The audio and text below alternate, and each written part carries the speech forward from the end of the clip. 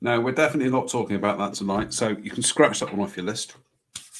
We'll talk about it. We'll talk about it another time. We'll talk about another time. We will devote an entire midweek to it. 90 minutes if you want, but tonight, are we going to buy body armor for that? Yeah, we are going to buy body armor. We'll turn up dressed as knights of the realm with swords and stuff like that to fight off the pitchforks. We will discuss that particular controversial, thorny thing another time. But tonight, ladies and gentlemen, welcome to the Interesting Modelling Company, a murmuration of monogram memories. And as you can see, we've bedecked Interesting HQ out tonight with Old Glory to celebrate our memories of this most American of model kit companies. And an American model kit company that wasn't a complete basket case. Yeah, absolutely. And one that's still going. So, you know, in one form or another. So, which is jolly good. But, yes, we're going to be talking about our experiences of Monogram tonight, which, as you will find out, aren't as extensive as perhaps our American friends have had down the years, because they very much are kind of like a fringe company up until about the 1990s when they really went mainstream here. But we'll talk about that in a moment. Mr. P, on a related note, I do believe you have a new book that you are working on. Apparently so. Although I have been working on this for about a year. Yes. Because I started it this time last year before we got locked down, and then I ended up going off and doing odd Tamiya dioramas for 8 months. You seem to remember. And this sort of went by the wayside. Yes, I've been working on a book on the Starfighter, and there is the cover of said book. So yes, my F104 Starfighter book is being put together at the moment. This is something that I sort of felt would sit nicely alongside the other books, and as it turns out, will sit very nicely alongside the Tornado book, because essentially the core of this book is another Italeri 32nd scale kit, and that's the TF104G that you see on the cover. That's my sort of version of the Italian Air Force trainer before it was retired. So this book will cover a bunch of F104s in sort of various iterations, and a number of scales. So I'm kind of working my way through that at the moment. It will include the Italeri kit. It will include 2 Hasegawa kits, one of which is an American F104C. It will include a Monogram kit, which we'll talk about in a little minute. And it will include the new Kinetic kit as well. It will have that in there, plus another project, which I will announce at some point in the next few weeks, which will go in there, plus a walk round of the one that's at Bruntingthorpe. So there'll be a bunch of stuff in this. I think it'll be quite an interesting book, and it'll be quite a nice book as well for people who like the F104, and lots of people do. It's a great subject to model. So that is the cover. That is what you will see.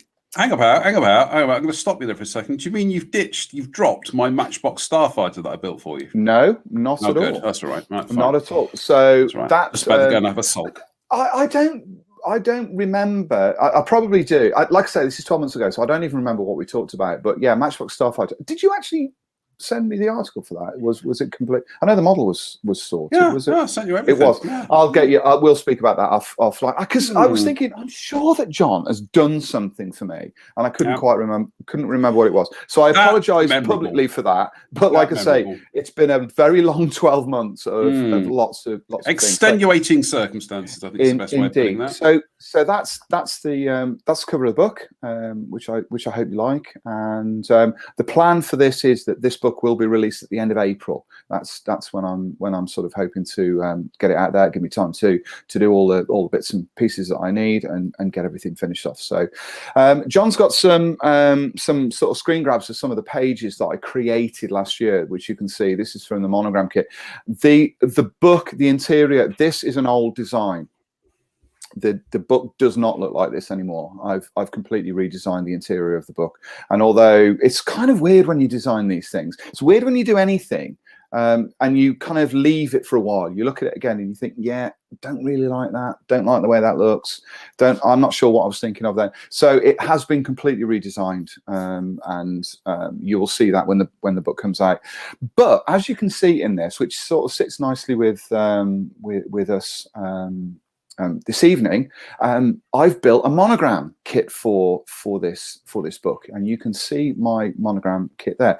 Now, this was Revel's reissue of Monograms F104G, and this was the one that Revel reissued with the tiger meat markings, Belgian tiger meat markings, and that's why it's in that bright yellow colour.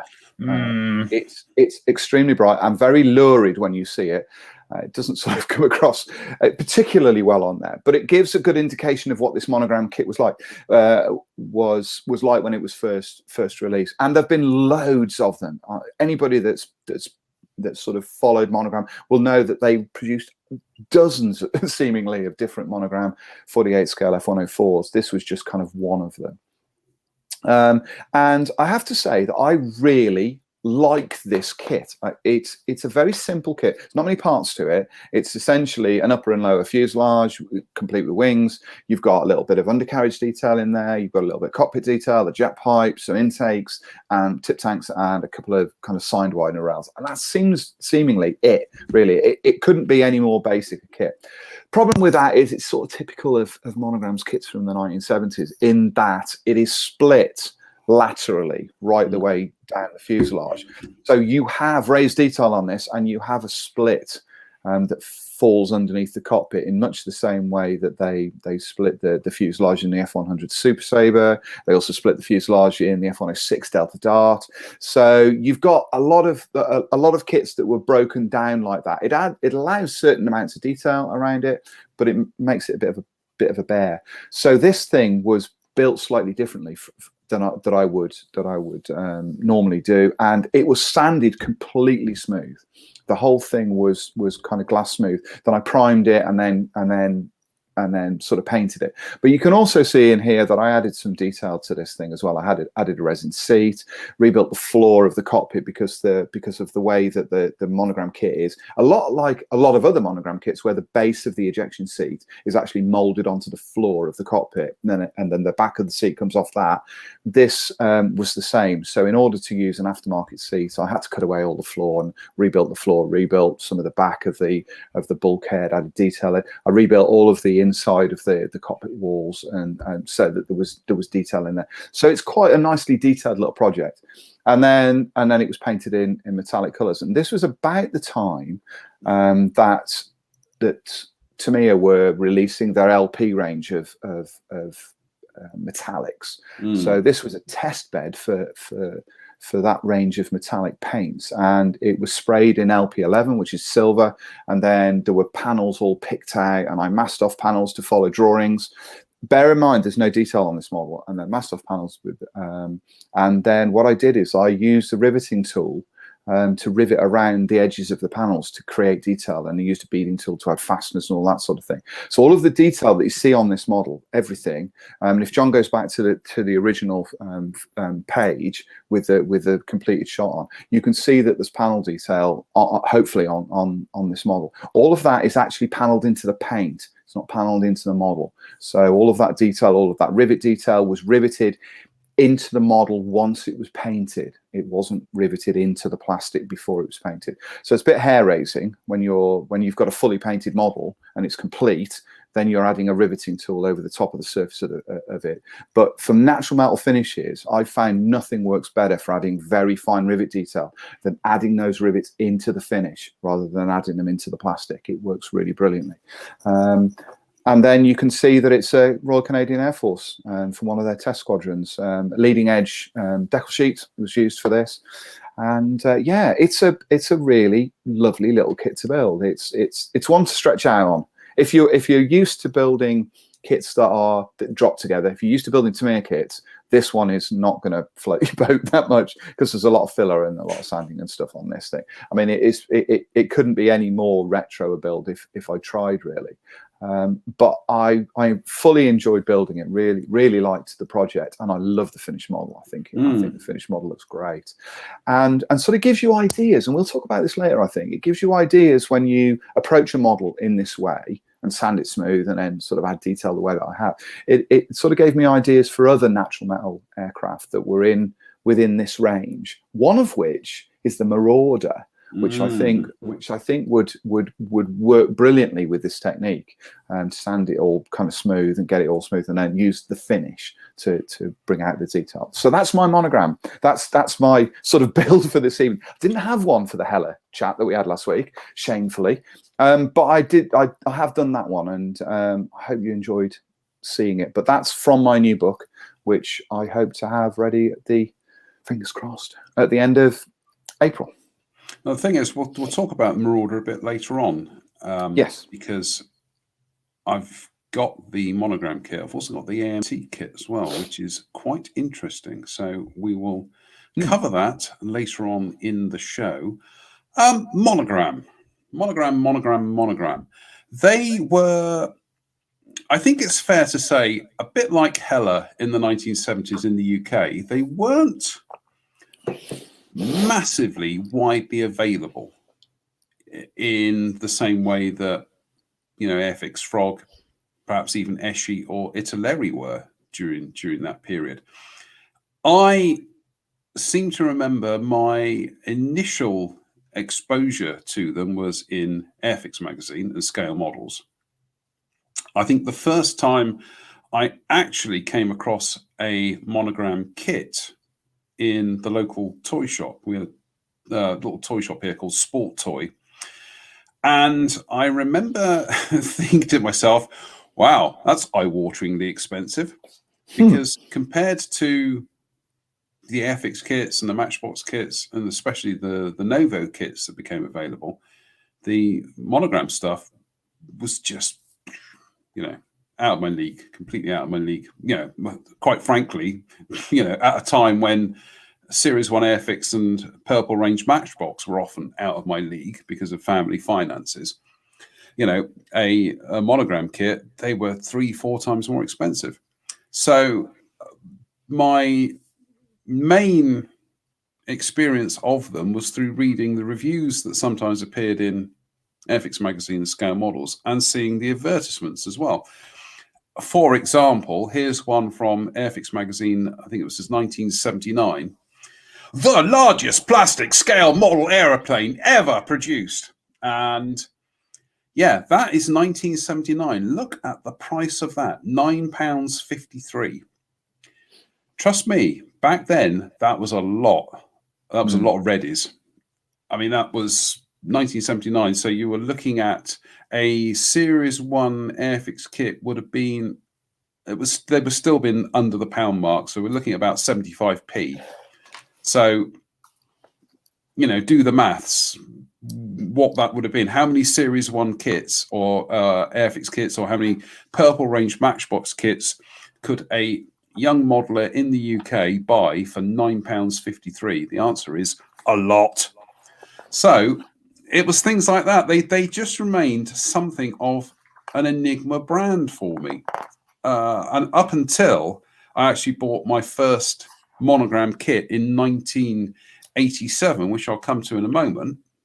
But Mr. P, what were your early experiences of Monogram? Well, my first ever Monogram kit, first one I ever bought, was the A6M5 or whatever it was, 48 scale kit.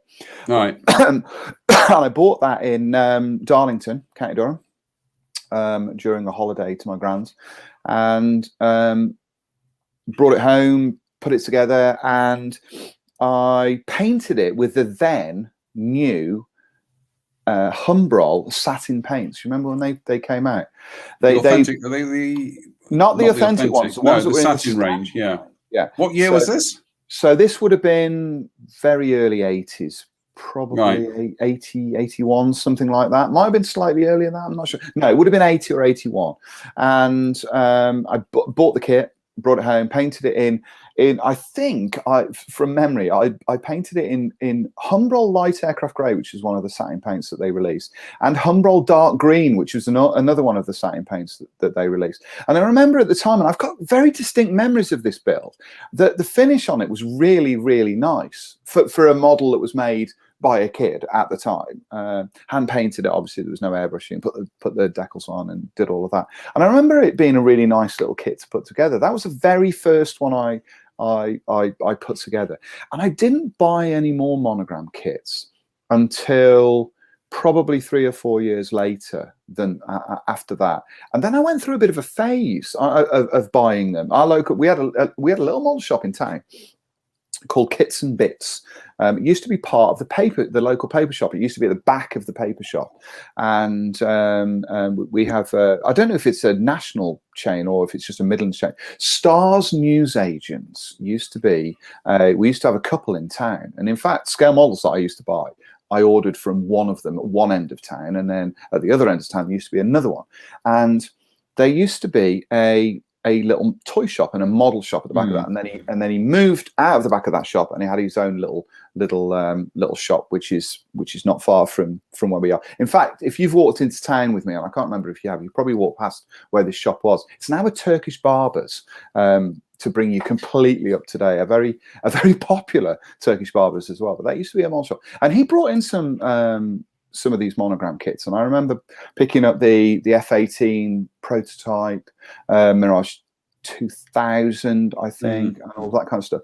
But I remember seeing a lot of these kits were reviewed. I've already mentioned. I mentioned Joe Sacchi reviewing the F106 Delta Dart. It was quite a very, to me, it was one of those reviews that stuck out because of the way that he worded it. And he talked about having waited with almost bated breath for this F106 to come out, and it finally arrived. And you know how eye-watering the detail was within the weapons bay. And he felt that at the time he couldn't see very many people being able to get the most from the detail because it was so good. And I remember thinking, well, how good is this? You know, how good can this possibly be? You know, I'm used to building, you know, I've built the Matchbox Puma, for Lord's sake. You know, that's sort of, and then I got hold of the kit and I was like, whoa. Okay, this is like on a kind of this is a different kind of level. And even my beloved Tamiya kits were struggling to create detail that was of a similar level to that. And it's sort of, and as I sort of dug deeper into Monogram kits at that time, I started to realize just how detailed these kits were. And then when I got on Plastic Wings, which was Francois's first his aircraft modeling book that came out not long after the Verlinden Way, he built a number of them in there, and that's when I really started to see them and started to see what was kind of possible from these and the levels of detail. Because up until that point, we hadn't really seen in aircraft kits detail that was as comprehensive as what Monogram were able to achieve. And in some cases, even up until only, 20 years, turn of the century, they were still benchmark models, weren't they? In terms of finer detail on smaller parts. We're not talking about surface detail, but they were extraordinary, and I loved getting hold of them. I loved to sort of work with them. So that was really where my sort of interest in them and my desire to build them as well came from. But what was the availability like in your neck of the woods? Other than the sort of the handful of kits that we would see in the local shop, I didn't really see them often unless I went to model shows. I remember distinctly going to.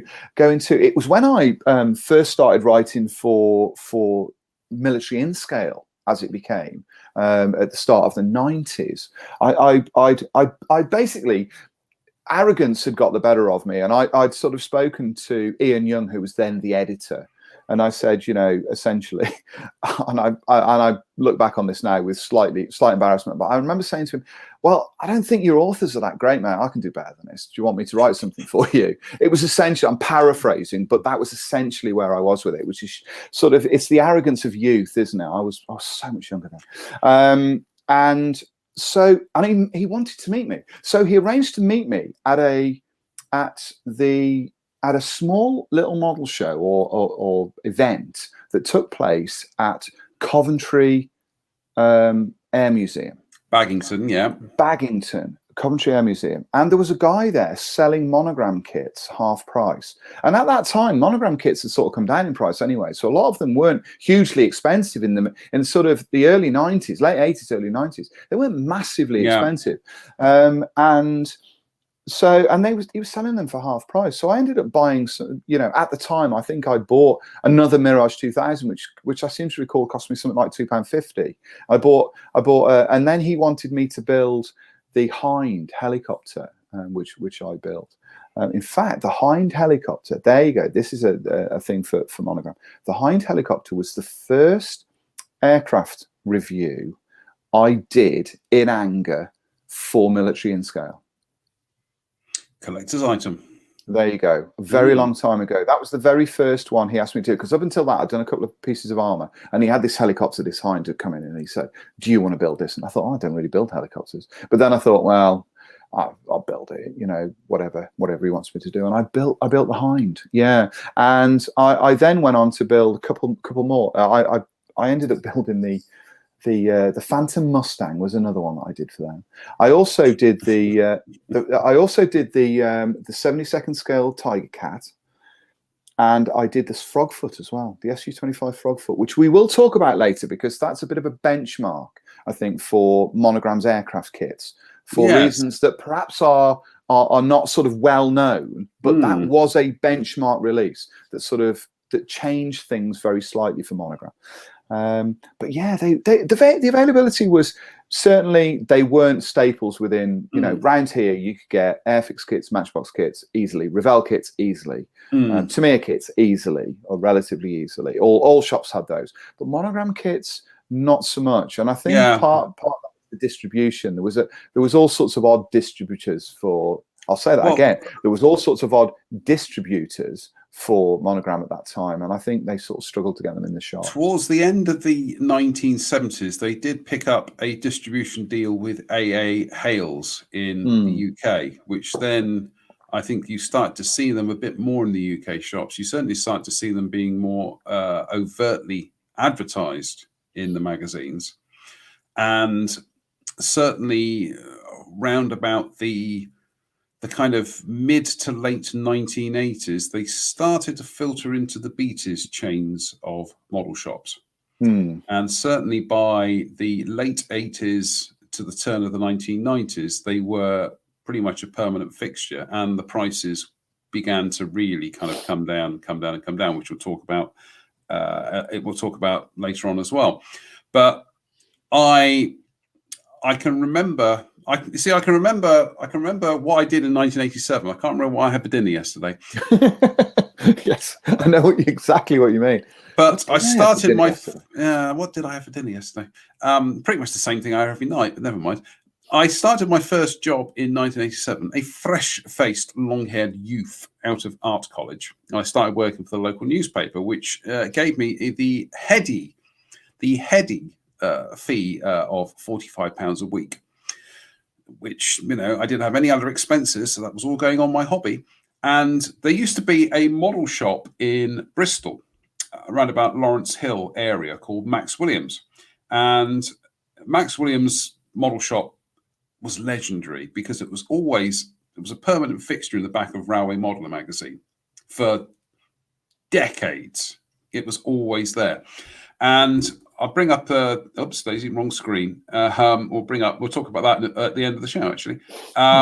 They used to kind of like, it was a model shop, and it was a toy shop, and of all things, it was a moped shop. But I'm just bringing up the screen here. There we go. It was fabulous. I mean, the model shop side of it, which you can see, there we go, at the top there, the darker frontage, was absolutely crammed from top to bottom with model railways, kits, you name it. It was fabulous. And around 1987, it was still going strong. And I remember going in there one autumnal afternoon, and what caught my eye was a Monogram P51B. Now, I built the Airfix kit that's one of the buses I've caught there. I built the Airfix kit that same year because I stayed up I stayed up actually pretty much all night to listen to the 1987 general election results. So I built the Airfix. Second time I built the Airfix kit, and I remember seeing the Monogram one in Max Williams. I think it was £2.75 it cost me, but I thought I was determined to get it. And when I finally got it home and I look at it, I was really surprised how well detailed it was compared to the Airfix kit. I mean, that is pretty much the boxing that I bought. It had more cockpit detail. It had certainly superior surface detail. Decals weren't particularly great. And ironically, that's an area a bit like Hella that Monogram never seemed to kind of quite get on top of. And I've still got this boxing up in the attic. I've never built it, but it was a fabulous, a really fabulous looking kit. And from there, that's when I started to keep an eye out for Monogram kits a bit more. Up until round about the late 1980s to about the turn of the 1990s, when I went to Southern Expo. Was it Southern Expo at Hornchurch? Southern Expo, yeah. Yeah. And I picked up a number of Monogram kits there for cheaps, including the 48 scale P47D Thunderbolt, which brings me to a model that is still in my display case 31 years after I made it. And that is Monogram's P51D in 48 scale. I built it as a Southeast Asia Command aircraft because I had a big thing for them at the time. Now, this as a project was a quantum leap forward for me in terms of technique, everything on this model felt like I had really kind of surged forward. It's a little bit worse for wear these days, and it needs a little bit of repair. But essentially, that was one of the first times I used photo etched buckles for the cockpit, which I used threaded through masking tape. I think I used instrument decals for the individual instrument decals with a punch and die set for the instrument panel, because I was fully Verlindened up by then in terms of technique and everything. And I re-scribed this as well from top to bottom. Every panel line on that was re-engraved. And by then I'd really started to kind of like get my eye in with my Badger 200. And this was when I was using Guns Sanyo acrylics, which I found to be so much better for airbrushing.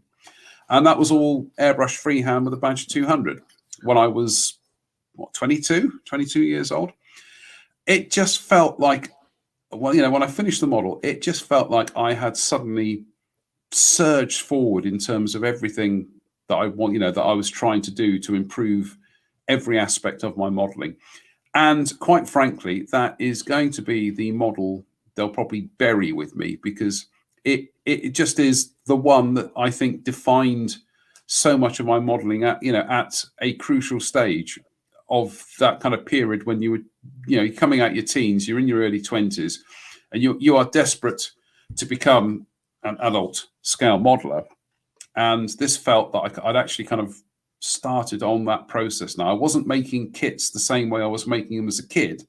I was now making kits the way grown-ups were making them, relative to what grown-ups are in this hobby, which I think we've seen. Yeah, exactly, which we'll talk about another time.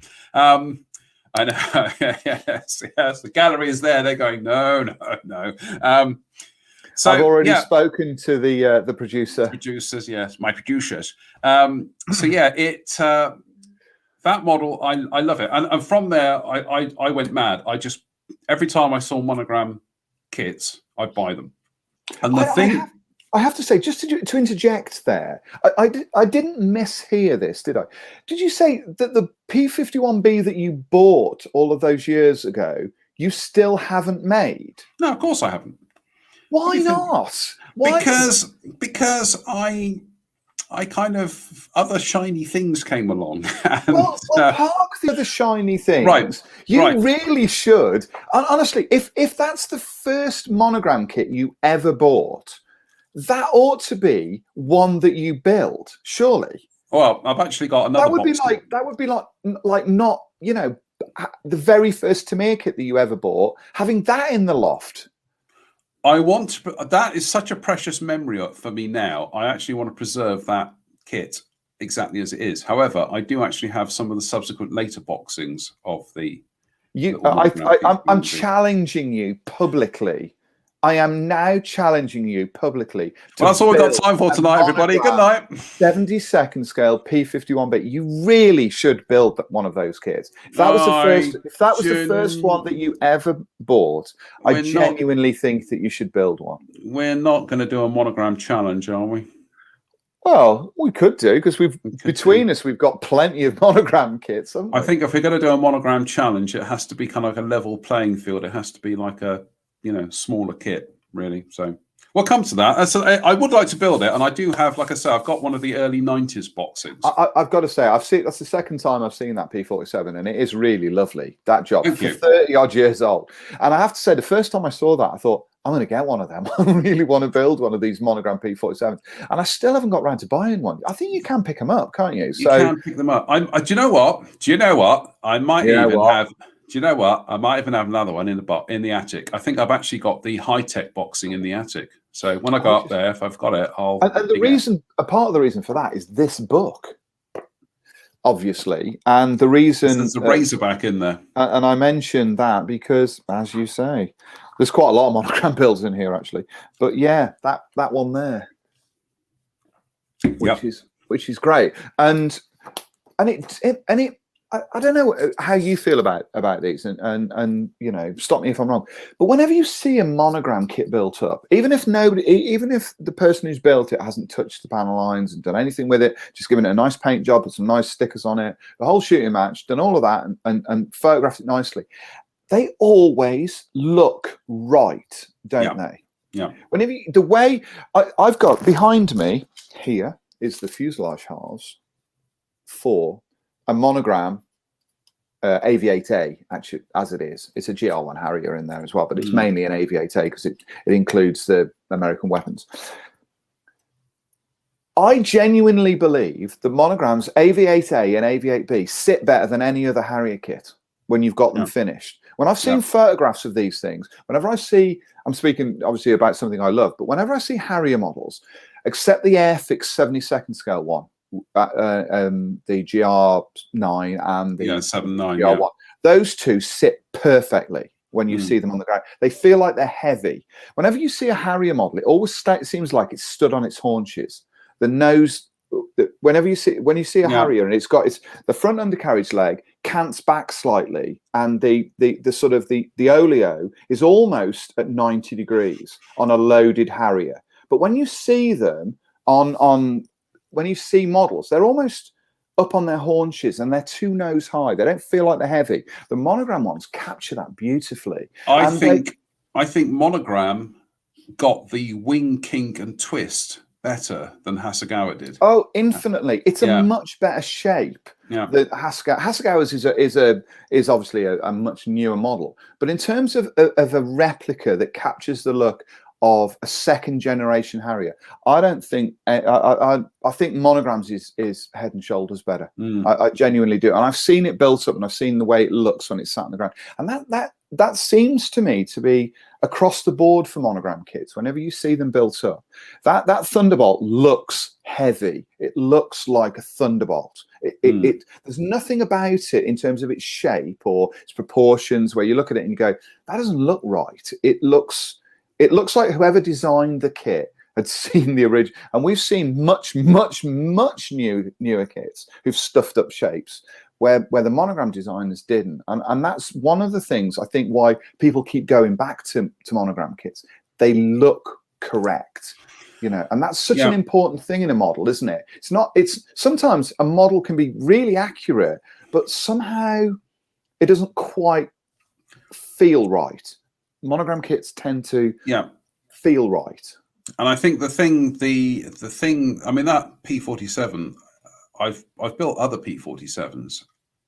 That one is still the one that's given me the greatest pleasure, even though it required the most work.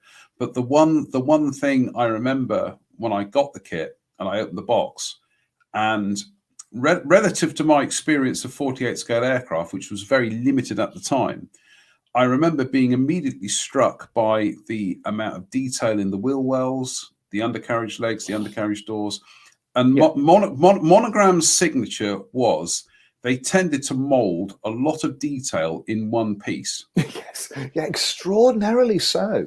But they really did pack their kits with detail. And that, I think the only other 48 scale aircraft I'd built up until that point was actually the Airfix Hurricane, the 48 scale Airfix Hurricane, which is great. That one from 1980 is a very good kit, but you can see where.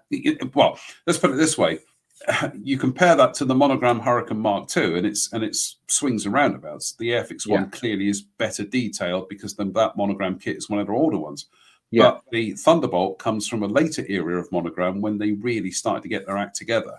Yeah. And it is still a superb kit, even with the raised panel lines. I think it's still a superb kit. I think we're going to have a quick pause here to say hello to everybody who is watching tonight. And this is where I'm going to take a deep breath or get the helium balloon out.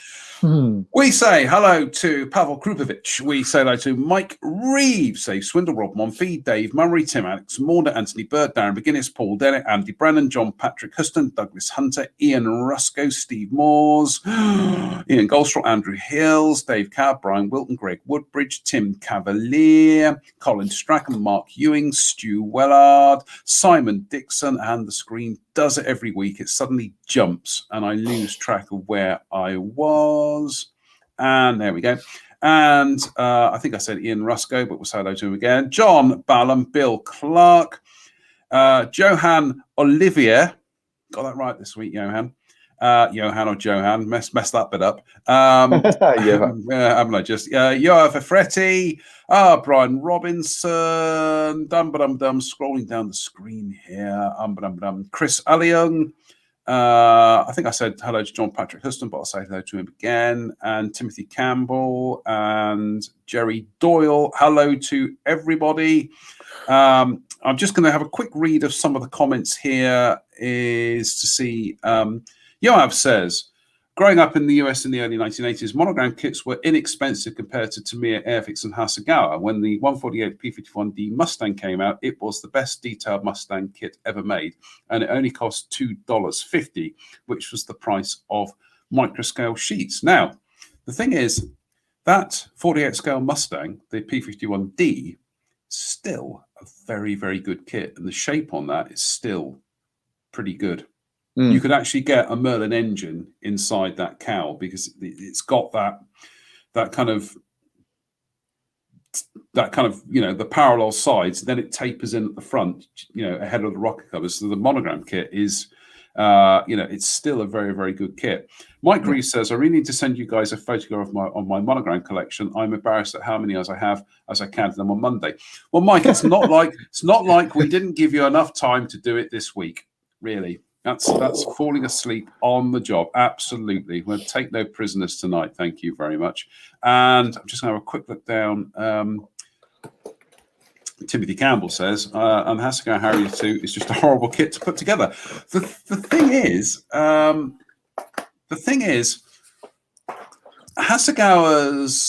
Monogram's AV8B was about mid-1980s.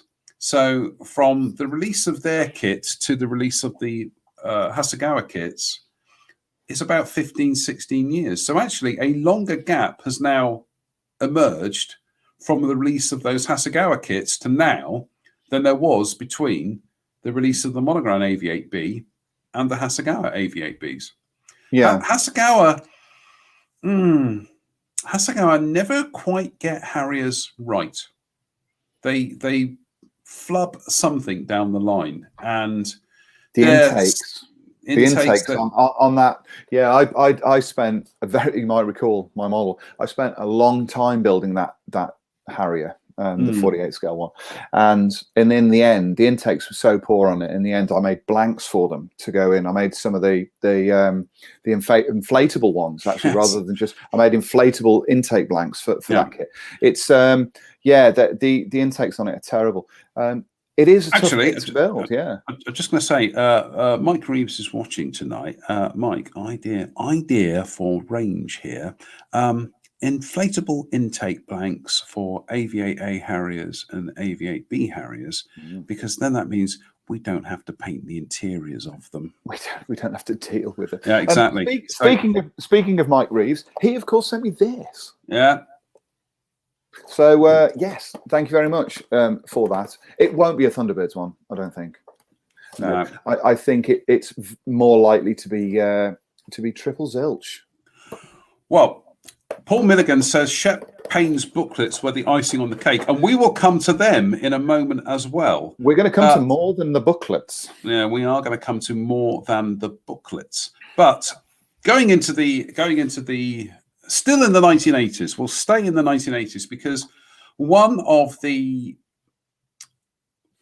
best model articles I've ever written was actually Scale Models. There's a surprise. And they did a comparison. Actually, I read this in the 1980s. This is actually the February 1975 issue. And they did a comparison of the then new Hasegawa Monogram and Revell F-15 Eagles, 72nd scale ones. And I was still so massively influenced by that article, which I read in the 1980s. I bought this from a junk shop in Bristol about 1987.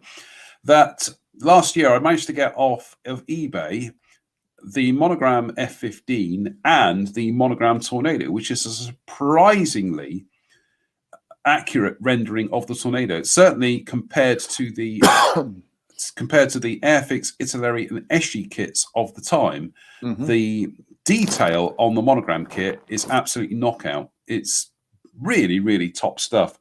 But yeah, that was one of those great modeling articles that was just really fantastic bit of modeling journalism. But then kind of moving into the 1990s, I started doing some writing work for dear Ron Firth, the late great Ron Firth, in a magazine called Plastic Kit Constructor. And I ended up kind of doing a raft of Monogram kits, including the P-38 Lightning, which I built as a night fighter. I built the A-37 Dragonfly when that came out, which we'll come back to that in a second. I know it sounds like everything's going to be coming back to later tonight, but one of the other ones that I built was the 48 scale de Havilland Mosquito. Now, apologies for the photo quality, but this is a 35mm print that has been scanned, and that photograph is about 28 years old. Now, one of the startling things about the Monogram kit is actually all the panel lines of this are actually engraved. Bizarrely, it also has a ridiculously oversized fin, which I chopped down on this one. Literally just took a razor saw and chopped about 5mm off and then re-glued it onto the fuselage. That was built about 1992, and I remember quite enjoying it. I'm sure it's probably really horrific in terms of shape. In fact, looking at it now over the decades, my appreciation for the subtleties of the Mosquito now make me see some really quite horrific things about this kit. But it was great fun to build. I enjoyed it. Here it is posed with the Airfix control tower and a Queen Mary crane in a kind of like an ersatz wartime setting, which it looks like a Mosquito. That looks great. Yeah, it looks like a Mosquito. You might be able to, we might be able to see some issues with shape, but in terms of a photo, it's great. It's what it is. Now, so interestingly, you mentioned on that kit the incised panel lines. Yes. Now, monogram kits are notorious for having raised panel lines, and almost through their entire history of kits, they had raised panel lines, leading right up until the mid 80s, which was almost like the kind of the heyday of the kits and the creation of kits that they could produce. We probably will move on to other things away from aircraft later, because we're sort of concentrating on aircraft at the moment. And then all of a sudden, they produced an Su-25 Frogfoot, which appeared in the late 80s. Now, 1988. there we go. My mind, like you, I cannot remember what I had for lunch. I can remember odd things about SU-25 Frogfoots. Now, this kit came out, and one of the startling things about this model, apart from the fact that they'd sort of followed the MiG-29, which had raised panel lines and all that kind of stuff, they followed it with another Russian jet. Difference here, though, was this thing was fully incised. It had an airframe that featured petite Hasegawa-esque panel lines all over it, and it was, when you opened the box, it looked absolutely beautiful. I have no idea whether this model was accurate. I noticed that there was a comment earlier on. Mike Reeves said it was essentially based on a prototype. That may well be so, you know, and all of that kind of stuff. But I do recall it being, as a kit that you put together, I recall this thing being spectacular for the time. I also recall it as well being molded in sand or sandy brown coloured plastic, similar to Humbrol leather brown, is for want of a better description. But this was like a step change, because it meant that they'd obviously had it tooled somewhere else, had it tooled, I think, tooled South in Korea or Korea, and it sort of moved Monogram into essentially the 21st century. They were moving towards the 21st century, and away from what they were doing in the 1970s.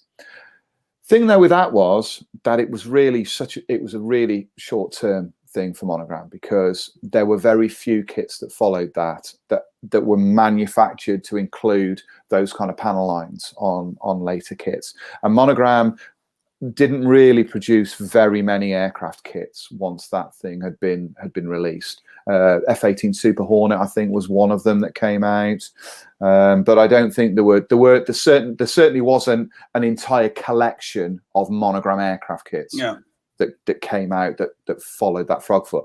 But it was the sort of the pointing, sort of the changing of the guard. It was pointing to the future. And then Monogram changed direction. Yeah, I'm just trying to think. Around that time, excuse me, I think it may have been a year before or a year after, but they did release the A6 Intruder in 48 scale, but that was all raised panel lines. Again, yeah. After that, as was didn't they do at the time? Didn't they do did they not do a Prowler as well around about that time? Would that have come out? The Prowler was around. Was that an earlier kit? That Prowler was around 1992, 93.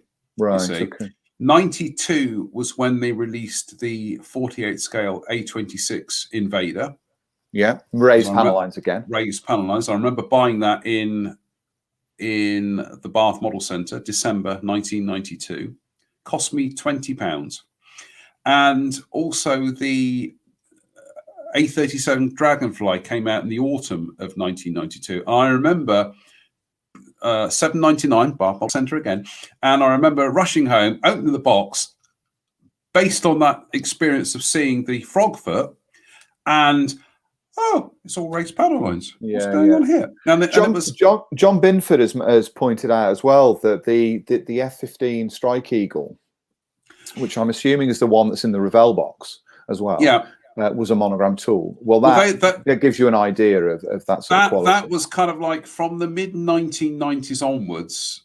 I think pretty much the A7, the EA6B was probably the end. That was the end of the raised panel line era. They tried an experiment when they kicked off the Pro Modeler range, that they did they did something to the P51B tooling where they did it all with recessed panel lines.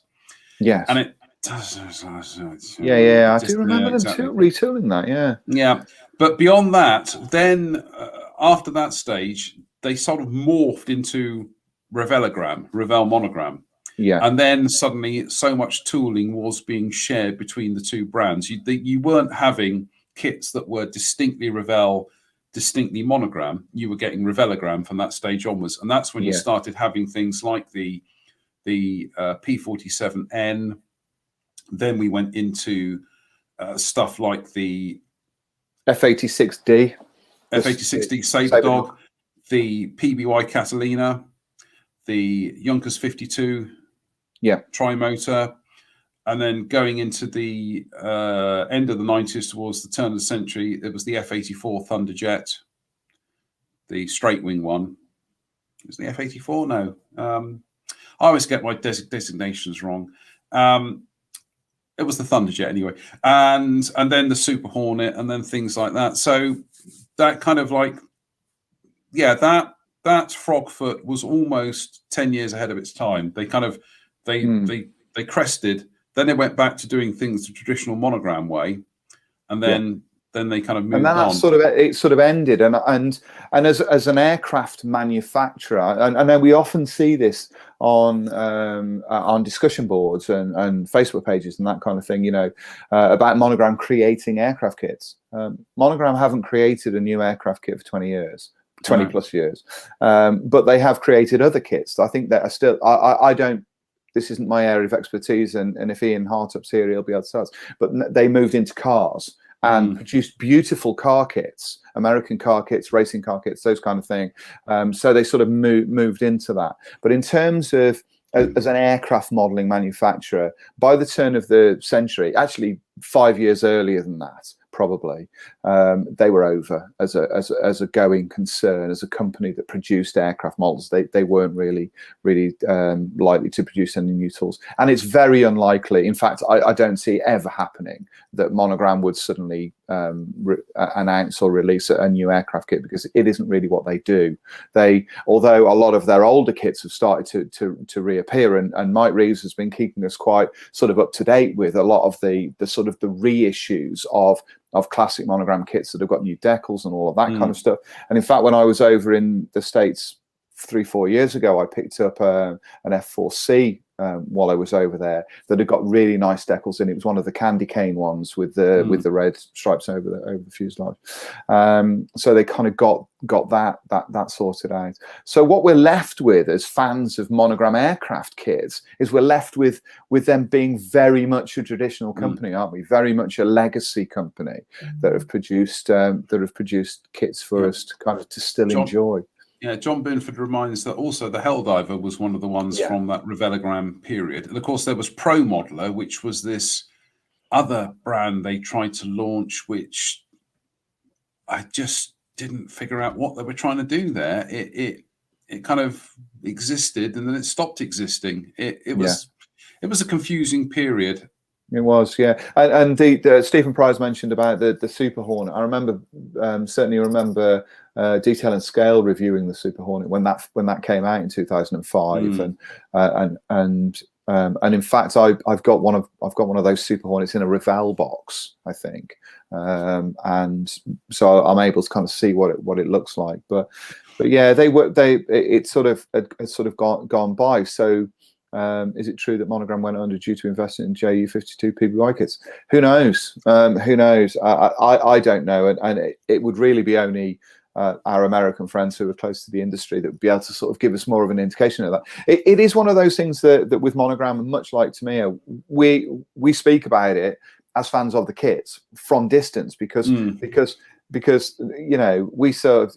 Whenever friends say to me, "Oh, you build models, oh, you build Airfix kits," I wonder whether it's the same in America. Oh, you build Monogram kits. Shorthand, it's like hoovering, or you know, a big biro is, you know, those kind of things. Whether it becomes kind of shorthand for that, who knows? I can say about the PBY kit, it consistently topped Fine Scale Modeller's most wanted kit poll for the best part of about 10 years.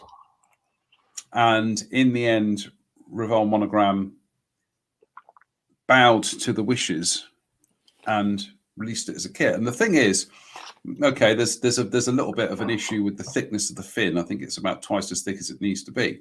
But when that kit came out in the UK, because it was primarily Revell in the UK, it was about 20 quid. 20 quid for a honking great big model like that was exceptional value for money. Yeah.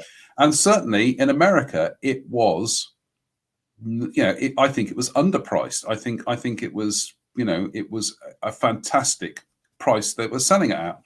But I remember chatting to somebody from Revell back in about the late part of the 1980s at what had been Castle Donington at IPMS Nationals, Castle Donington, and they just said they couldn't sell them. No, for some reason, it was beautifully detailed, it was well priced. We were told it's what people wanted. They couldn't sell them. Bizarre, but no. Bruce says, I don't think Monogram ever done a Super Hornet, only the classic Hornet. Yeah, as we're saying, the Super Hornet was from that Revelogram kind of crossover. I'm sure that Super Hornet appeared in a Monogram box. I think it did, but I think it was like I don't remember that. We'll look it up on scale, yeah, mates. We will. Whether or not it was that kind of crossover where it was Monogram and Revell labels sharing the box. Yeah. Bruce's scale was correct. It was Revell. My memory's failing me there. Now, just before we go on to not just aircraft, just going to wrap up a couple of things to do with the aircraft, and that is by round about the late 1980s, you could get the B-52 Stratofortress for round about a tenner in beaties. Which when you consider that about 20 years earlier it was about a tenner, it has suddenly gone from kind of like selling your kidneys to actually having enough change left over for a cup of tea and a nice bun at BHS. Also, I've got the B26 Marauder, which is a beautiful kit. The interior to that is absolutely stunning. You think to yourself, how could that be topped? Actually, AMT's 48 scale B26 Marauder possibly has an even more detailed interior. Possibly. It is eye-wateringly detailed. But there's something wrong with the exterior on the AMT kit because their engine themselves are much, much bigger. And I think their kit is a little bit off. Yeah. But yeah, either those two kits has quite stunning interior detail though, and as we said, that was very much a hallmark of Monogram's kits. Why mold two parts? Why mold something in two parts when you can mold it in one? Yeah, absolutely. And those the Marauder, my friend Tony was clearing out a load of his old kit collection, and he gave me a bunch of kits last summer, which I have talked about on here, and a number of which were Monogram kits. He gave me the B26 Marauder was one of those, a couple of F4Js. The P61 Black Widow was another one of those, and you mentioned the Mustang earlier on. I've got a Mustang half built that I've been working on and off, and I dropped the flaps on it. I've done some work around the airframe and all of that kind of thing. But that Marauder is definitely one that I'd like to build, and I do wonder. I mentioned this earlier during the introduction. I do wonder whether or not the work that I'd done on the Starfighter would work on the Marauder in terms of a natural metal finish of working the finish up with paint and dissimilar panels rather than rescribing it and then just putting rivets on it and all of that kind of stuff. So essentially you've got a pretty smooth airframe, and then you kind of work on it and put the decals on to the top of that. The Marauder is easily my favourite twin-engined aircraft in the Second World War. I think it's the most beautiful twin-engine aircraft that flew during that period, and I would love to. I would absolutely love to build that kit.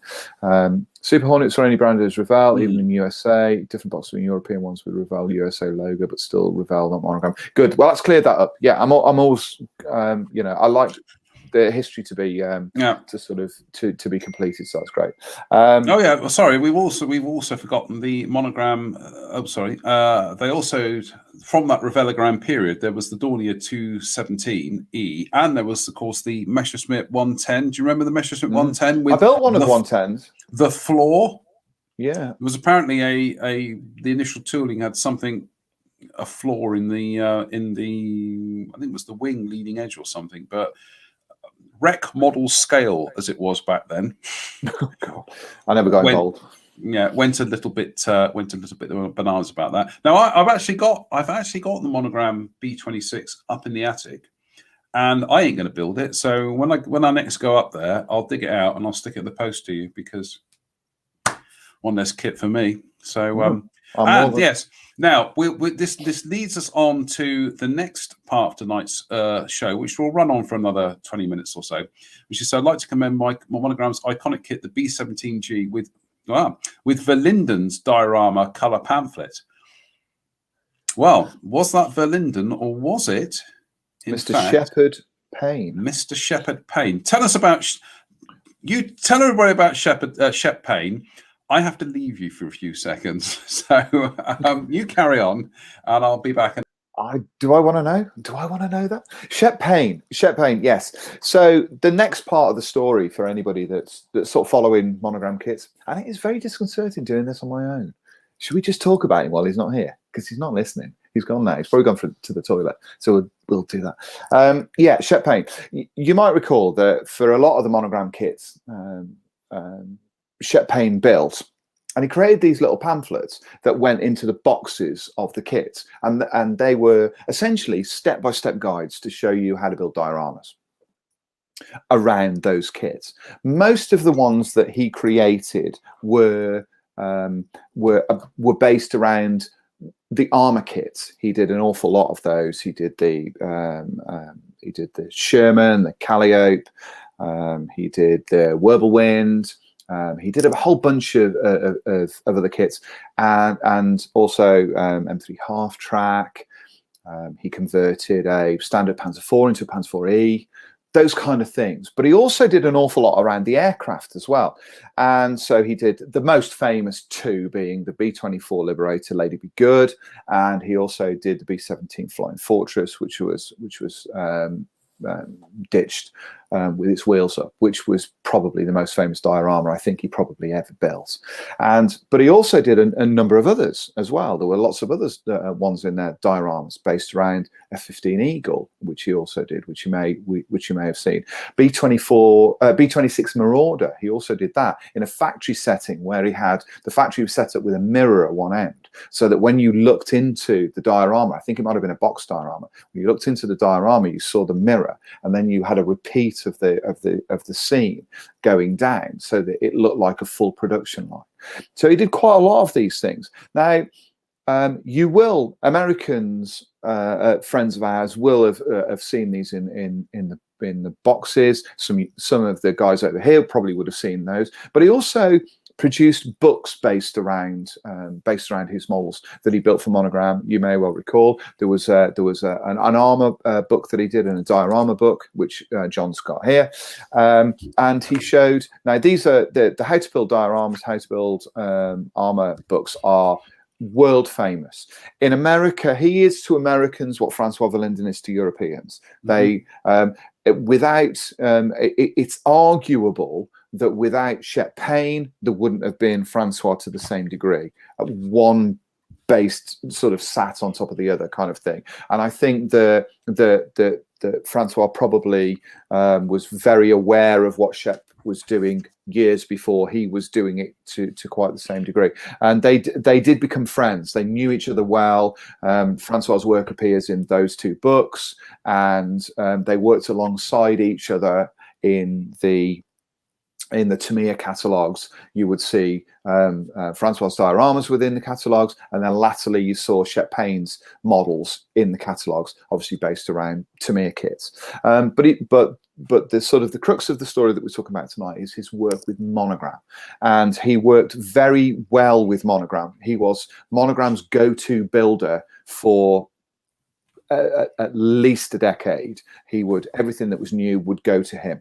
Now, one of the things that's worth bearing in mind as part of this story, and I think it's always good to reiterate this, because a lot of us spend a long time building models.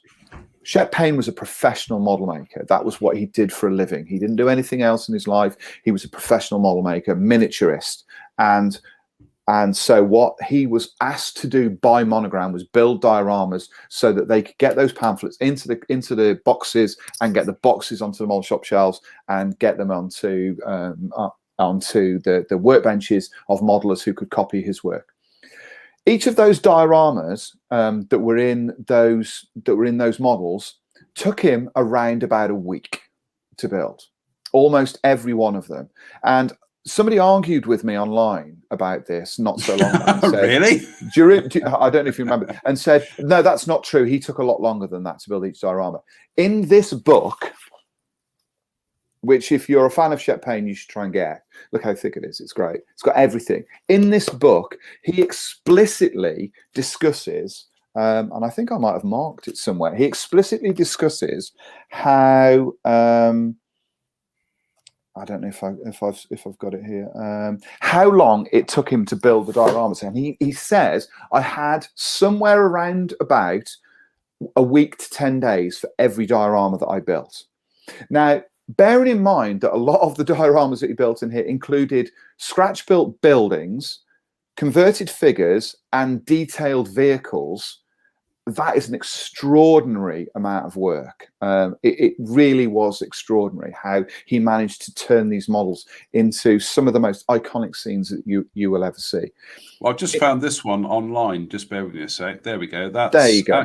That's actually from the Sherman Calliope. The Calliope. Yeah. This is very famous diorama which he talks about, which includes yellow snow, which he mentions in the in the sort of the tip sheet. But you get an idea of what was possible from the dioramas that Shep built. Unlike Francois, Shep wasn't concerned with accessories. He wasn't concerned. He didn't concern himself with lots of additional accessories on the ground that filled space. To him, there was a vehicle, there were some figures that worked in concert with a vehicle, and there was a setting, and everything works kind of perfectly. He's almost, in my opinion, he's almost a purist diorama builder that we've seen within the hobby. I don't think there's anybody else that quite works in the same way, because he's not interested in anything else. He's only interested in the story. You see the story, you don't see anything else. And he turned what were, let's be honest, some pretty basic kits into some absolute masterpieces. And he's certainly been a huge influence on what I've sort of created over the years, and I know John loves his work as well. He's very much a sort of an influence to the rest of us. But if you've not heard of his work, or if you've not seen his models or anything like that, I think you can still get those two books. The ones that you've put out there, they must still be available. I got these off of eBay the year before last. Do you remember we just had this kind of we were suddenly having a book off challenge. We were just, I got that book. No, I've got that book. I need that book. Yeah, we got those. I think there were people on eBay going, "Oh, these books are selling quickly." Yeah, I think we were doing that. I think we were doing that with some of the Airfix guides. Yes, we did buy an awful lot of those. Yes. I'm not sure about this one here. This coffee table book, for want of a much better description, is actually one single interview with him, and it's 274 pages long, and it's an interview that was done not long before his death, and it goes into detail of everything that he ever made, including all of the figures that he did for Hysterex, all of the scratch built figures, the box dioramas, but he also goes through and describes in detail every single model that he made for Monogram. All of them goes through, and it doesn't cover the same ground as the pamphlets. It's not a guide to how he built the models. It's about his sort of the way he thought about them, and how he kind of created them, and his sort of the thought processes behind certain things, and his attitude to detail. He coined the phrase gizmology. Gizmology was a use of tiny little pieces that he had in the spares box that he would put in engine bays and inside fighting compartments and in cockpits and all of that sort of stuff. So when he peered inside, you could see there was detail in there. You didn't really recognize what it was, but you knew it was something and it was busy. So he used that gizmology long before we had, a high quality detailing. We had all of those parts. There you go. Where's that? Is that on? That's on a certain rainforest-based. And it's available now, is it? It says temporarily out of stock, but they're saying 9 new from. 50 quid. Appears to be in stock from a number of people, but to be honest with you, that's a good price for a book like that. Yeah, I think I mean it's magnificent. I've had this book since it was first published.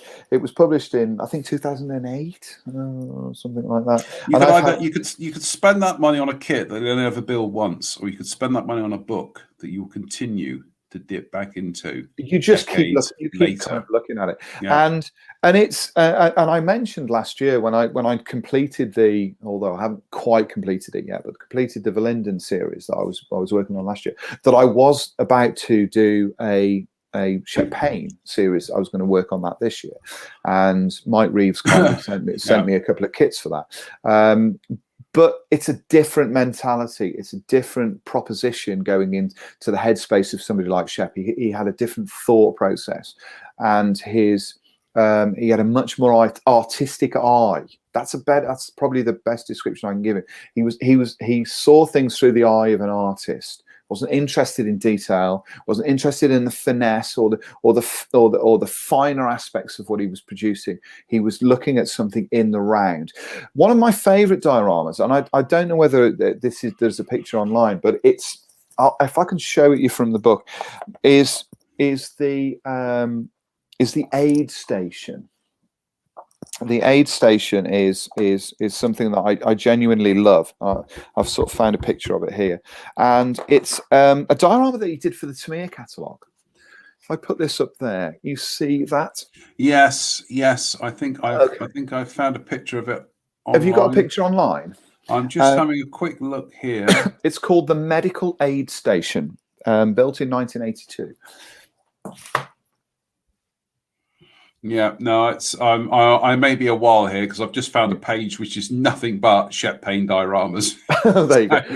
So and in that, it's a very small building. It's a Jeep that's coming around the corner of the building, and then you've got a guy that stood outside cleaning blood off a stretcher, and the Jeep is on two wheels. It's sat on two wheels, and there's very little else in it. It's very open as a scene, and it's kind of it's typical of his work back then. It's typical of his work. It's sparse, very Spartan kind of thing, almost minimalist in the way that he approaches it. The building is very minimal in terms of its detailing. There's not a lot of things like guttering or window frames or flourishes of detail like that. It is literally perfect as a scene. When you look at it and you study it, and you know, if you are really into these kind of things, it's sometimes lovely just to spend some time with these models. Like looking at a piece of art that's on the wall, Shep's work is similar to that. You look at it and you can the more you look at it, the more you see, the more you pick out and you go, yeah, that's an interesting thing and an interesting thing. And so there you go. That's the aid station. You can see here. This is an interesting photograph. In that this is the original diorama. This is the medical aid station as Shep Payne built this model. This is not how it appeared in the Tamiya catalogue. Now the reason for that is Japanese sensibility for dioramas and that kind of thing precludes dioramas that overtly, certainly within sort of publications like the Tamiya catalogues and all that, so overtly show dead bodies. Koichi Shigeo, who is the artist for or Shigeo, whichever way around it is, the artist for Hasegawa, will not draw anything that's got weapons firing or bombs dropping. He will not do that. And this is a similar kind of idea to that. In the bottom left-hand corner, you can see underneath some tarpaulins a dead body. You can see that. You can see that there's a chap at the back that is scrubbing a stretcher, and below that stretcher is a pool of blood. When Shep handed this diorama over to Tamiya, when they took delivery of this, or they saw the photographs, or whichever way around it was reworked. In the Tamiya catalogue, the blood that's underneath the stretcher was painted out. It was physically painted out. The body that you see in the bottom left-hand corner was removed from the diorama, didn't stay on the diorama. And in the catalogue, that body is replaced by a collection of wooden boxes. It was covered with that area was covered with crates, wooden crates, instead of the body. So his model, that he pushed the boundary slightly in that his model appeared like that. That was how he wanted to show, because he wanted to show the death as part of the scene, but they didn't want that in there. Two other similar examples of one how he got away with something and one how he didn't get away with something was that in Tamiya catalogues.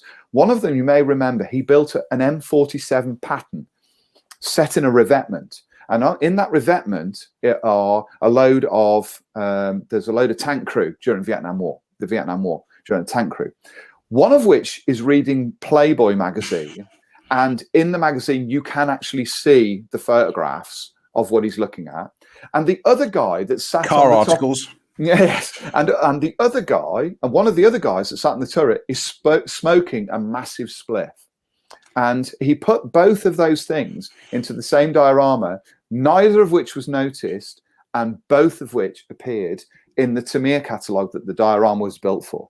That was the first thing he got away with. The second thing he didn't get away with was that when Tamiya released their Macarva in 1982-83, he built a diorama based on the war in the Golan Heights, and the Macarva was I think it's in here. I'll try and find the picture.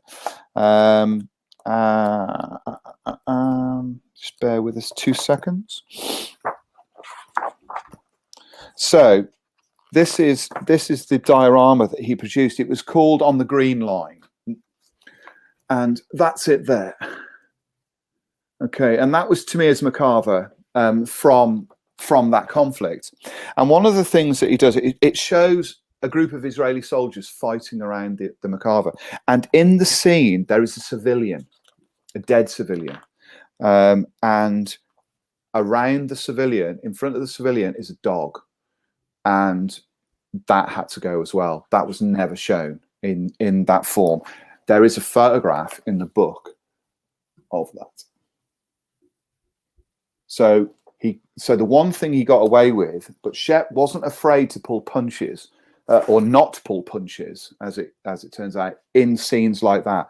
But he knew with that one that it was a bit of a step too far. And he explains in the book in detail how that was something that couldn't really kind of go in there. He was quite open about when he was building dioramas of conflict scenes, that the conflict had to be part and parcel of what he was doing. He felt that was something that was important, and I think that made him quite a brave model maker when it came to those kind of things. But if you want to know more about him, and certainly more about his role within Monogram, because they are like, they're incredibly close kind of bedfellows, really. In the story of Monogram, you cannot have the story of Monogram and not have the story of Shep Payne. They are fundamentally connected, and that book tells the tale. It's very well worth buying. Well, I was just going to say that the other thing, I'm just queuing it up here at the moment. The other thing, which obviously drives into Shep's Monogram dioramas, was that he did a number of aircraft ones, but of course there were a number of Monogram armor kits, which were to 1/32nd scale. Yes. Now they actually ended up producing a bigger range of armor than Airfix did. Airfix dabbled with 1/32nd scale at a time when it was still going to go either way. Were all these vehicles going to stick to the traditional model soldier scale of 54 millimeters, or were they going to go down this crazy Japanese and Italian scale of 1/35th scale? Yeah. Which history tells us that that's exactly what happened. But Monogram had a quite extensive range of 32nd scale vehicles, the earliest of which was actually the little Weasel kind of Amtrak that they did, which I think was possibly Shep built one of it, which he built. He built one of those. Yeah. But they did an M20 armored car. They did standard versions of the half track and the gun platform as well. They did the 2.25 ton truck, which you can see there, which apparently was a favorite Greebly model at Industrial Light and Magic for the Star Wars films. Wow. Yeah, you see them building things like the Star Destroyers, and there is a pile of Monogram 2¼ ton trucks in the background. They also, I'm pressing the wrong button there. They also did the Screaming Mimi, the Calliope, the 232 Rad, which you can still get. Revell have reboxed that. I nearly got one about a year or so back when I was in Frome, actually, and I wish I had, annoyingly, because it's not there anymore.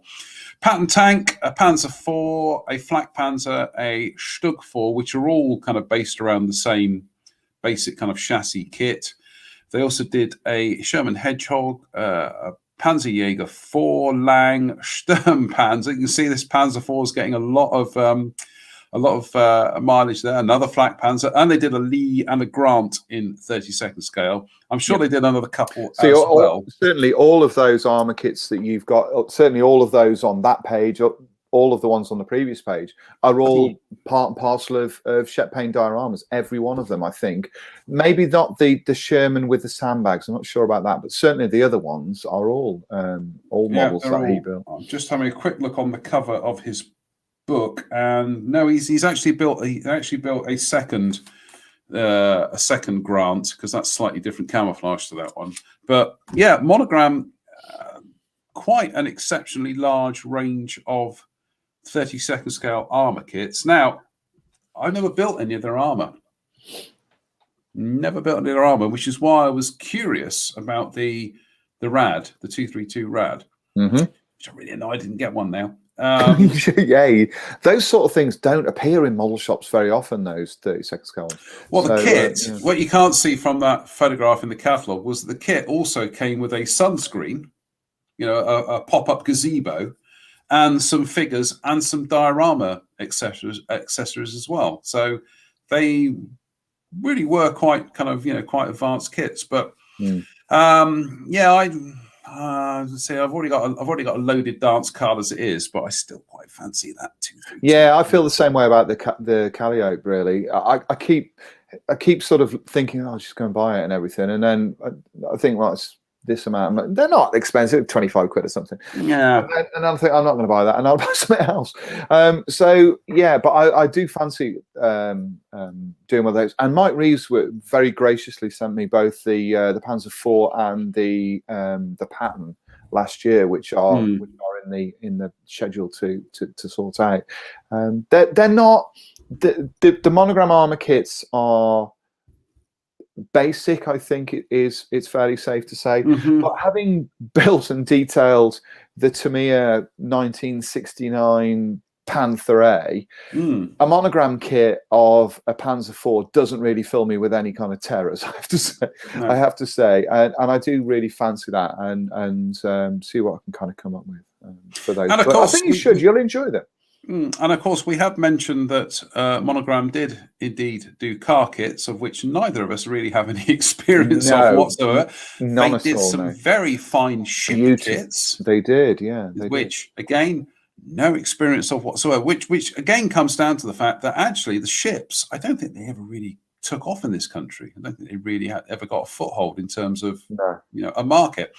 And one particular kit that I would have loved as a kid, but completely unaffordable, they did do the 72nd scale Space Shuttle Orbiter, which Revell then combined with the Revell then in the late 80s took that and did that as the full stack kit. With the was that not Revell's own kit? No, because Monogram did one and Revell did one at the same time, didn't they? There were two separate kits. Not 72nd scale kits. Yeah, 72nd scale. Monogram did a 72nd scale one, and then Revell did a 72nd scale one. But they're not the same kit. You sure? I'm absolutely positive. Are we going to argue about this on live on the internet? We are going to argue because they differ from each other. And one of them, the Monogram kit, has bigger windows. And Matt Irvin, when he reviewed the two kits in scale models, mentioned that the windows in Monogram's kit are deeper and they're not quite as accurate as the one that was in the Revell kit. Those two kits, the 72nd scale Revell kit and the 72nd Monogram kit, are not the same. They are different. Okay, I'm just having a quick look at that. You know that I will check this with Matt. I will check this with Matt. But they came out at very similar times. They were certainly within 12 months of each other, if not almost at the same time, but they're not the same kit. Okay, every day is a school day, and I honestly thought that it was the same kit.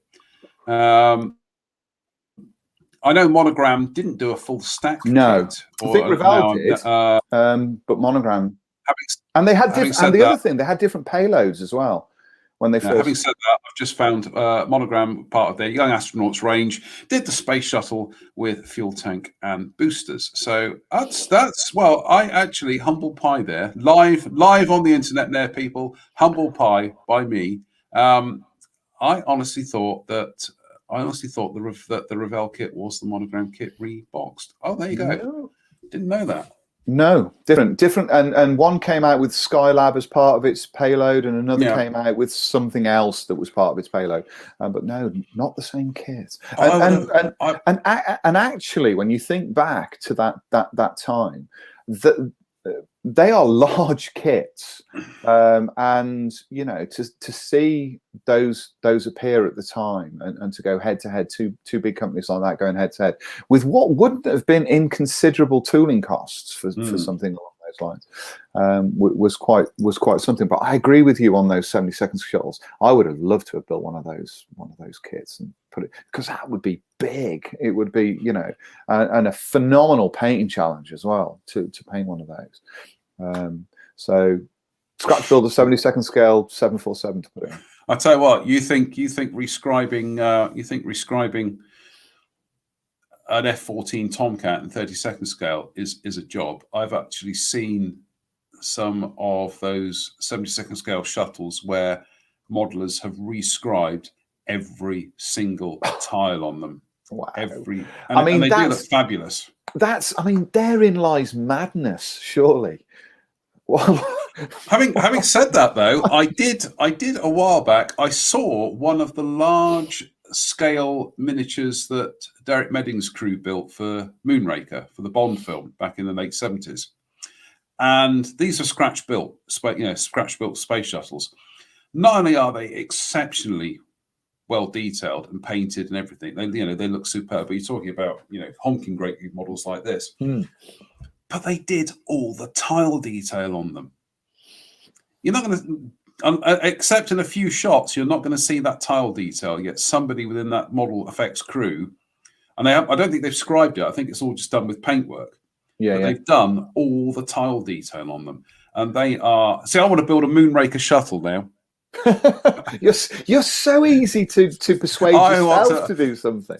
Moonraker is such a great Bond film. I have to say as well, along those lines, I was fortunate enough to go to the Oswald Hazy Museum in Washington a couple of years ago on detour to a show out there in New Orleans, and I stopped off at the museum. I was only there for 2 hours, which is bonkers. They've got a space shuttle in there. The space shuttle is the most incredible thing I have ever seen and ever stood by. It is truly extraordinary. People can argue the toss with me all they want. There is no other machine on Earth that looks and gives you a sense of awe like that machine when you stood next to it. And on the way to Pensacola, we stopped off at I don't know where it was. It was somewhere on the edge of the freeway, and there was part of the Saturn V rocket there. There was a big chunk of it, and it is. I mean, you cannot take in how big this thing is. It is just gigantic. But when I stood under that shuttle, I almost cried. It was just extraordinary. And I can't remember which series it is, whether it's Wonders of the Universe or Wonders of the Solar System. It's one of those series. But Brian Cox I'm standing underneath the Saturn V. It's enormous. It's and it's it is. It's huge. It's eye-watering how big it is. And it must have, when you see it, when you saw it stood up, it must have been extraordinary. But there's something about the shuttle. I can't even explain what it is. There's something about it when you walk into the building, you walk into where it is, and it's in front of you, and it's sort of it's nose on, and you see it sort of go off, and then you walk around it and stand behind, and you've got the rocket boosters, and you're looking up at it. You can't even process it. You can't take it in. You Big old cannot thing, take it. Oh, it's massive. Have you seen though, out there is drone footage of the Buran hangars in Russia? Oh right, yeah. And they're just left to rot in there now. And some people went there with drones, and they've gone in there. There's one or two in there. I think there's two in there. Yeah, and it's just the most remarkable thing to see.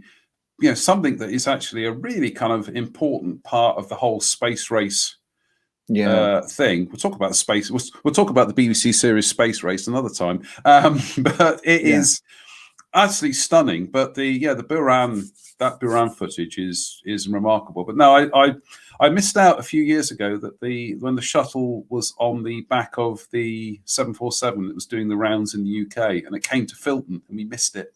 Oh, what? I know. Oh, I know. It is, like I say, and I mean, I had two experiences in that museum that I'll never forget. One was stood next to Enola Gay. That was something, and if I think long and hard enough about it, that really can reduce me to tears. Yeah, exactly. Because there is.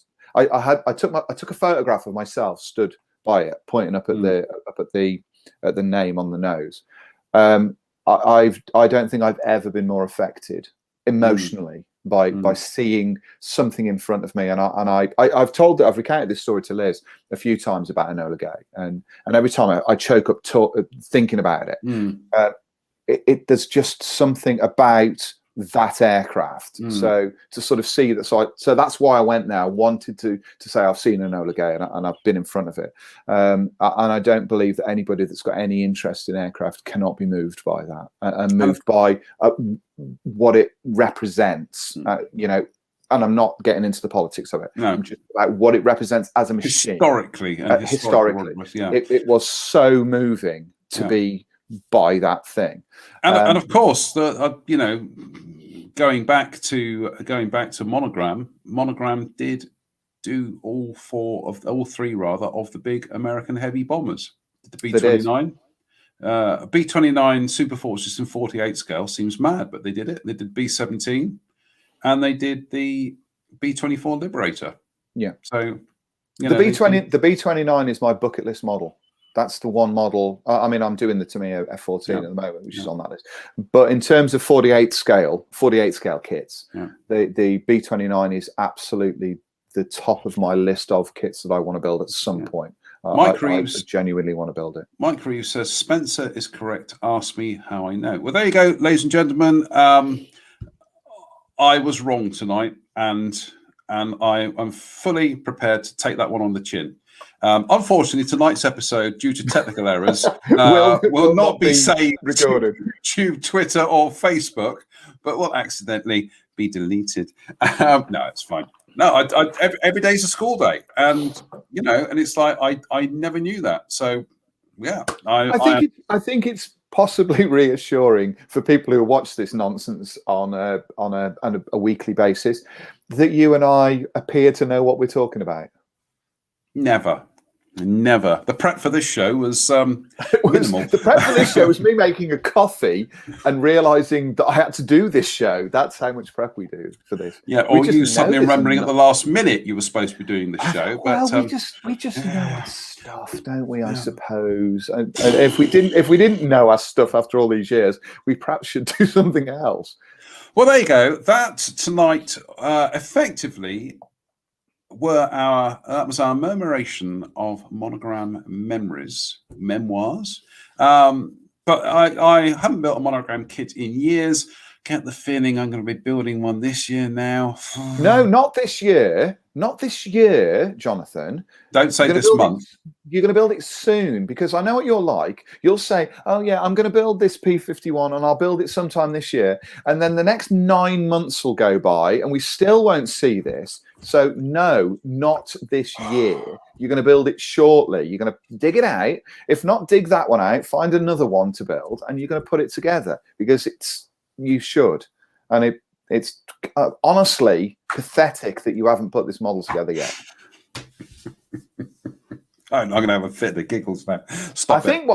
I'm trying to work out how we can do a challenge that doesn't involve B26 Marauders, to be fair. Although... I've forgotten, actually. I've forgotten a couple of little monogram kits that I had also built at some stage were the Grumman Bearcat, little 72nd scale Bearcat, and the Curtis Hawk 75. I got both of those from Wings and Wheels in Bath. Used to be a very good model shop in Bath. Wings and Wheels, only ever went in there once. And I bought from Wings and Wheels in Bath. I will show you, not this one, because this is a new one, but I'll show you what I bought from there.